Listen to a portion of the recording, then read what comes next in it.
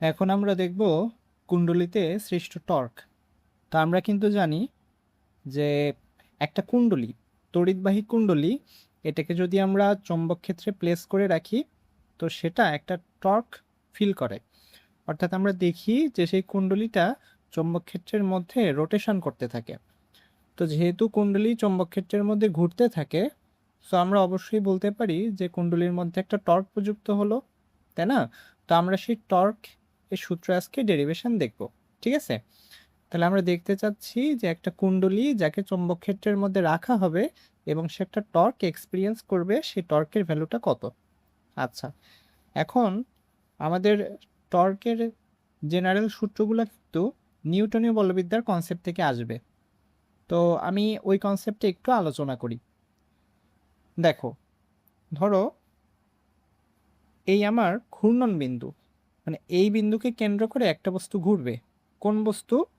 আমি ধরলাম এই বস্তুটা, এই বস্তুটা এই বিন্দুকে কেন্দ্র করে ঘুরবে।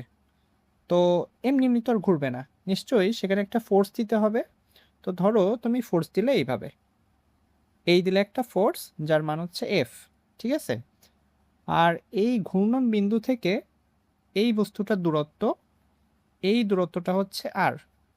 এখন আমি যদি বলি এই বিন্দুকে কেন্দ্র করে আমার এই বস্তুটা ঘুরতেছে, তার মানে নিশ্চিত যে এখানে টর্ক প্রযুক্ত হচ্ছে। তো আমি যদি তোমাকে জিজ্ঞেস করি সেই টর্কের মান কত, তো তুমি কিন্তু সেটা নিউটনের বলবিদ্যার কনসেপ্ট থেকে জানো যে টর্কের ফর্মুলা ছিল আর এফ সাইন থেটা, যেখানে আর হচ্ছে ঘূর্ণন বিন্দু থেকে দূরত্ব। তাহলে আমার এখানে ঘূর্ণন বিন্দু থেকে দূরত্ব আরই থাকতেছে, ফোর্সের মান এফই থাকতেছে, থেটার পরিচয় ছিল আর এবং এফ এর মধ্যবর্তী কোণ। তাহলে আমার এখানে আর এর ডিরেকশন এই বরাবর আর এফ এর ডিরেকশন তার সাথে লম্ব, সো আমার এখানে থেটা হবে 90 ডিগ্রি। ঠিক আছে, তাহলে ফর্মুলা দাঁড়ালো আর এফ, টর্কের ইকুয়েশন এটা। এখন আমরা কিন্তু জানি যে টর্ক একটা ভেক্টর রাশি। তাহলে আমি যদি জিজ্ঞেস করি এই টর্কের দিক কোন বরাবর, বলতে পারবে?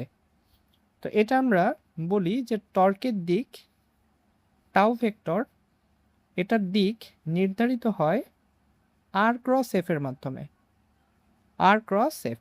তো এটা আমরা চাইলে ফ্লেমিংয়ের ডান হস্ত নিয়ম থেকে বের করতে পারি, অথবা আমরা চাইলে আয়তকক ভেক্টরের সাহায্যে বের করতে পারি। তো আমি এখানে আয়তকক ভেক্টরের সাহায্যে দেখাচ্ছি, দেখো।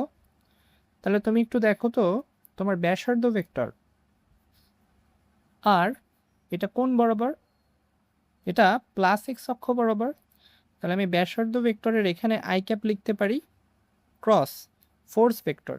দেখো ফোর্স ভেক্টর আমি দিয়ে রাখছি পজিটিভ ওয়াই এক্সিস বরাবর, সো আমি এখানে লিখতে পারি প্লাস জে ক্যাপ।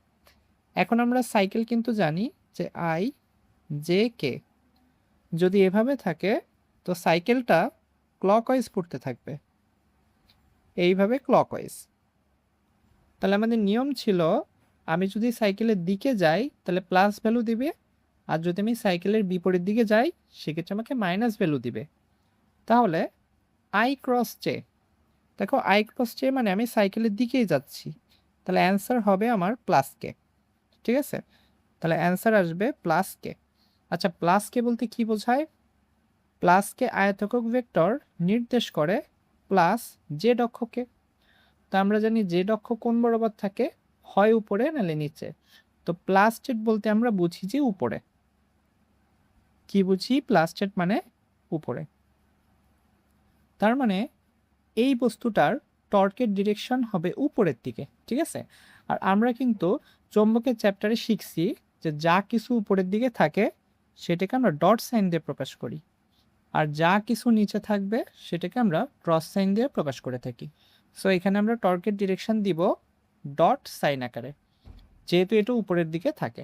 ঠিক আছে, তাহলে এখন আমরা দেখি যে চৌম্বক ক্ষেত্র একটা গোটা কুণ্ডলীর উপর কিভাবে টর্ক সৃষ্টি করে। তো আমি এখানে আগে থেকে কিছু চৌম্বক ক্ষেত্র রাখতেছি। তার মানে আমার চৌম্বক ক্ষেত্রের ডিরেকশন কোন অক্ষ বরাবর? প্লাস এক্স অক্ষ বরাবর। ঠিক আছে, এইগুলা এইগুলা আমার চৌম্বক ক্ষেত্রের ডিরেকশন বি। আমি এর মধ্যে রাখবো একটা কুণ্ডলী, তো এই ধরো একটা আয়তকার কুণ্ডলী আমি রাখতেছি এই। তো আমি কুণ্ডলীর প্রত্যেকটা বাহুকে একটু নামকরণ করি। এটা এ, বি, সি, ডি, ঠিক আছে। এবং কুণ্ডলীর মধ্যে কিন্তু অবশ্যই আমাকে কারেন্ট দিতে হবে। তো এই যে আমি কারেন্ট সাপ্লাই করে দিচ্ছি এই ডিরেকশানে, এইটা। তো আমি এখন দেখব যে আমার কুণ্ডলী কিন্তু টর্ক এক্সপিরিয়েন্স করবে, ফলে সে ঘুরতে থাকবে। সে ঘুরবে এই অক্ষের সাপেক্ষে। এটা আমি আগে থেকেই জানি, তাই হচ্ছে আঁকাই দিচ্ছি। কিন্তু আমি তো আসলে ডেরিভেশন করে দেখাবো যে কেন সে এই অক্ষের সাপেক্ষেই ঘুরবে। সে দেখবা যে এইভাবে ঘুরতে থাকবে, ঠিক আছে। এইভাবে ওমেগা কৌণিক বেগে সে ঘুরতে থাকবে কুণ্ডলীটা। তো চলো আমরা একটু দেখি। তো ফার্স্টে আমি হিসাব করব এবি তারের জন্য। দেখি এবি তারের জন্য আমাদের কোনো টর্ক প্রযুক্ত হচ্ছে কিনা, এটা আমরা দেখি চলো। তাহলে এবি তার, তো আমরা এই কনসেপ্টও কিন্তু শিখছি আগে, যে চৌম্বক ক্ষেত্রের ভিতরে যদি আমরা কোনো পরিবাহী তার রাখি, সে একটা ফোর্স এক্সপিরিয়েন্স করে। এই ফোর্সটাকে বলে ম্যাগনেটিক ফোর্স, এবং যার ভ্যালু আসে ILB সাইন থেটা। তাহলে তুমি এবি তারের দিকে দেখো, সে চৌম্বক ক্ষেত্রের মধ্যে রাখা এবি তার, তাহলে সে নিশ্চয়ই একটা ফোর্স এক্সপিরিয়েন্স করবে। তো আমি এই ফোর্সটাকে এফ অফ এবি দিচ্ছি, যার ভ্যালু হচ্ছে ILB সাইন থেটা। তো থেটার পরিচয় ছিল কারেন্ট এবং চৌম্বক ক্ষেত্রের মধ্যবর্তী কোণ। তাহলে তুমি একটু দেখো তো, কারেন্ট আমার কোণ বরাবর, ওয়াই অ্যাক্সিস বরাবর, আর চৌম্বক ক্ষেত্র আমার এক্স অক্ষ বরাবর। তাহলে থেটা এখানে 90, সো ফোর্সের মান হবে ILB। এটা আমার ম্যাগনেটিক ফোর্স চলে আসছে এবি তারের জন্য। তো আমি এটাকে F1 নাম দিচ্ছি, F1, ঠিক আছে। এইবার আমি দেখব বিসি তারের জন্য ফোর্সের মান কত হবে। বিসি তার আমরা ফার্স্টে মান বের করি, দেন আমি ডিরেকশনের ব্যাপারটা আলোচনা করতেছি। বিসি তার, তো বিসি তারও কিন্তু চৌম্বক ক্ষেত্রের ভিতরে রাখা। দেখি চিত্রটা দেখি, এই যে আমাদের চৌম্বক ক্ষেত্র এক্স অক্ষ বরাবর, আর বিসি তার সে কিন্তু এক্স অক্ষ বরাবরই রাখা। তাহলে আশা করি বুঝে গেছো যে এর উপর ম্যাগনেটিক ফোর্সের মান কেমন আসবে। অ্যান্সার হচ্ছে কোনো ম্যাগনেটিক ফোর্স আসবে না। কেন আসবে না দেখো, ফর্মুলা দিবে তুমি ILB সাইন থেটা। তো যেহেতু কারেন্ট এবং চৌম্বক ক্ষেত্র সেম ডিরেকশানে, সাইন 0, তার মানে ভ্যালু আসবে 0, ঠিক আছে। তাহলে বলো, আমি কি সেম টু সেম বলতে পারি না যে বিসি তারের জন্য থেটা 0 হওয়ার কারণে কোনো ম্যাগনেটিক ফোর্স আসে নাই? সেম টু সেম ডিএ, এখানে থেটা আসবে 180 ডিগ্রি, যেহেতু চৌম্বক ক্ষেত্রের বিপরীত দিকে, সো এখানেও কোনো ফোর্স আসবে না, কারণ সাইন 180 ডিগ্রির মান হচ্ছে 0। তো আমার আসবে সিডি তারের উপর। তো চলো আমরা একটু সিডি তার নিয়ে দেখি। তো চৌম্বক ক্ষেত্র ছিল এক্স অক্ষ বরাবর, এই যে এক্স, আর সিডি তার বসানো আছে এভাবে, যার মধ্যে কারেন্ট যাচ্ছে এইভাবে নেগেটিভ ওয়াইতে। তাহলে আমরা যদি ফোর্সের মান দেখি সিডি তারের জন্য, তো ফর্মুলা একই দাঁড়াচ্ছে ILB সাইন, এখানেও কিন্তু 90, কারণ কারেন্ট হচ্ছে নেগেটিভ ওয়াইতে এবং চৌম্বক ক্ষেত্র প্লাস এক্সে, সো আসবে 90। তাহলে মান আসলো ILB, ঠিক আছে। এখন আমার দরকার হবে ডিরেকশন। আচ্ছা, আমি এবি তারটাকে একটু এখানে আঁকাই।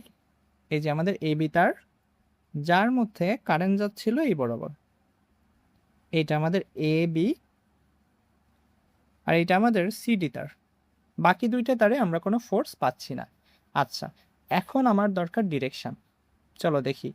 তো আমি কিন্তু ডিরেকশন বের করা আগে থেকেই শিখাইছি, মানে একটু আগেও তো দেখালাম যে আই জে কে এর সাহায্যে কিন্তু আমাদের ডিরেকশন বের করা যায়।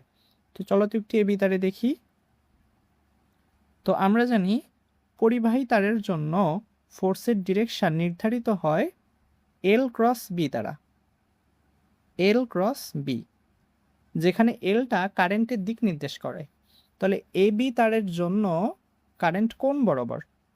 প্লাস ওয়াই বরাবর। প্লাস ওয়াইকে আমরা প্লাস জে লিখতে পারি আয়তাকার ভেক্টরের মাধ্যমে।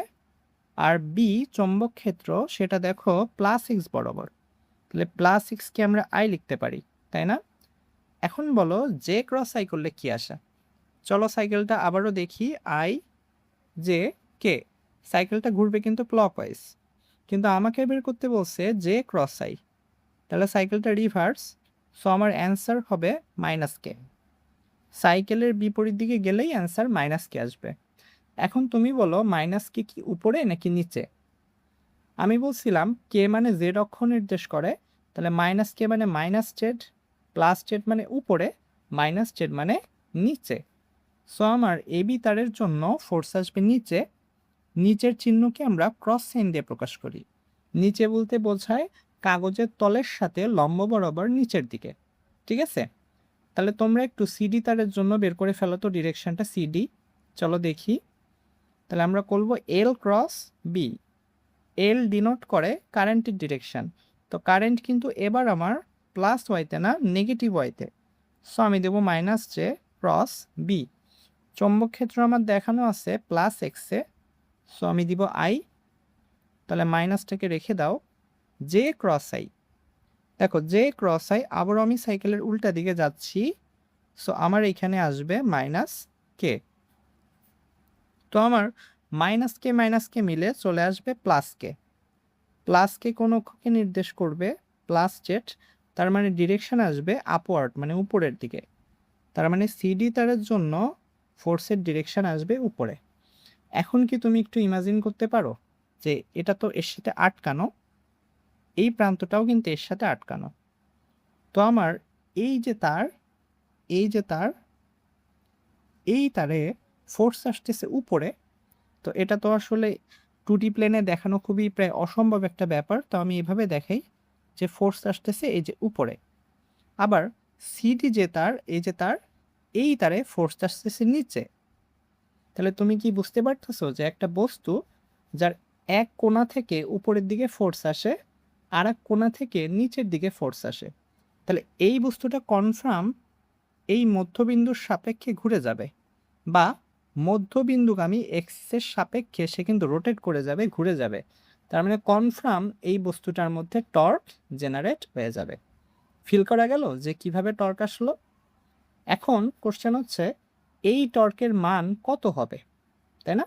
আমাদের টার্গেট ছিল কিন্তু সূত্রের ডেরিভেশনটা শেখা, তো আমরা এটা বুঝে গেছি যে টর্ক অবশ্যই আসবে। একটু ফিল করো, যদি না ফিল করতে পারো আমি আরেকবার বলি, তুমি সামনে একটা বই নাও, নিলে একটা বই, এই বইয়ের ঠিক বাম পাশের কোণায় উপরের দিক থেকে একটা ফোর্স দাও, ওই একই বইয়ের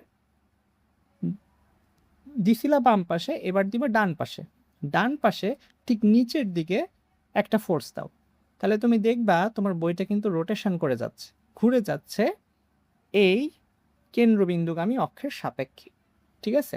এক পাশ থেকে দিবা উপরে আর এক পাশ থেকে দিবা নিচে, কনফার্ম করবে, তার মানে বস্তুটার মধ্যে টর্ক আসবে। তো আমরা দেখতে চাই সেই টর্কের মান কত আসবে।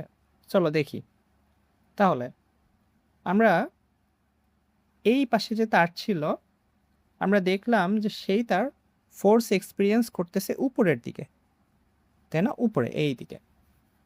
আচ্ছা, আর সে ঘুরতেছিল কোন বিন্দুর সাপেক্ষে? এই কেন্দ্রবিন্দু, মধ্যবিন্দু বা এই বিন্দুগামী অক্ষের সাপেক্ষে। তাহলে এই বস্তু একটা টর্ক সৃষ্টি করবে, তাই তো? এই তার একটা টর্ক সৃষ্টি করবে। চলো আমরা টর্কের ভ্যালুটা বের করি। তাহলে ফর্মুলা ছিল আর এফ সাইন থেটা, তাহলে আর মানে ছিল এই ঘূর্ণন বিন্দু থেকে তারের ডিস্টেন্স। তো তুমি কি বলতে পারবে এই ডিস্টেন্সটুকু কত? দেখো আমি একটু সামনে চলে আসি, আমরা এই যে আয়তকার কুণ্ডলীটা শুরুতে নিচ্ছিলাম, এই যে আয়তকার কুণ্ডলীটা, এটা এটা, তো আমরা ধরে নেই এর যে দৈর্ঘ্য, এই যে দৈর্ঘ্য, এই দৈর্ঘ্যটাকে আমরা ধরে নিচ্ছি এল, আর এই যে প্রস্থ, এই প্রস্থটাকে আমরা ধরে নিচ্ছি বি। তাহলে আমাদের ঘূর্ণন বিন্দু কিন্তু এইটা ছিল, তাহলে এই বি তারের জন্য, এই যে এবি তার, এই এবি তারের জন্য এইটুকু ডিস্টেন্স কত বলো তো? এই ডিস্টেন্সটুকু এটা হবে কত? L/2। তাহলে আমি বলতে পারি আমার এই চিত্রে এই দৈর্ঘ্যটুকু আসলে L/2, ঠিক আছে? তাহলে টর্কের ভ্যালু হবে দূরত্ব ইন্টু ফোর্স। ফোর্সের মান আমরা কেবলমাত্র বের করছি আই এল বি। আচ্ছা, একটা কাজ করি আমরা, যেহেতু আমি ফোর্সের ইকুয়েশনে আই এল বি লিখে ফেলছি, আসলে আমি যে কাজটা করে ফেলছি, আমি এই তার যে লেন্থ এটাকে কিন্তু এল ধরে ফেলছি।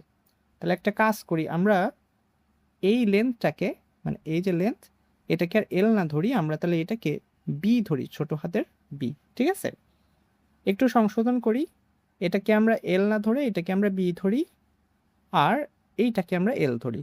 যেহেতু আমরা সূত্রে আইএলবি বসাই ফেলছি, এই কারণে বললাম এল মানে ছিল তারের দৈর্ঘ্য। ঠিক আছে, তাহলে এবার বলো তো, এই ডিস্টেন্সটুকু কি আর এল বাই টু হবে? না, এইটা আমাদের হয়ে যাবে তাহলে বি বাই টু, তাই না? তাহলে আমরা এল বাই টুটা মুছে লিখি বি বাই টু। ফোর্সের মান ছিল আই এল বি, সাইন তো 90 হয়ে যাচ্ছিল। তাহলে এই দেখো, প্রথম তারের জন্য সৃষ্ট টর্ক বের হয়ে গেল। ঠিক আছে, আচ্ছা, আমরা টর্কের ডিরেকশনটা যদি একটু দেখি, যে টর্ক তো ভেক্টর রাশি, ডিরেকশন কোন দিকে যাবে, তাহলে তুমি বলবা টর্কের দিক নির্ধারণ হবে আর ক্রস এফ এর মাধ্যমে, তাই না? তাহলে আর ভেক্টর কোন দিকে দেখো তো, নেগেটিভ এক্সে। তাহলে নেগেটিভ এক্স মানে minus I cap cross F, তাহলে ডিরেকশনটা ছিল উপরে। তাহলে উপরের দিকে মানে সেটা প্লাস জেড অক্ষকে নির্দেশ করে। তাহলে প্লাস জেড মানে আমরা দিতে পারি প্লাস কে। তাহলে আবারও সাইকেল দেখো, আই জে কে, সাইকেলটা ঘুরবে আই ক্রস কে, মানে আমি কিন্তু রিভার্স দিকে যাচ্ছি, তার মানে অ্যান্সার আসবে মাইনাস জে।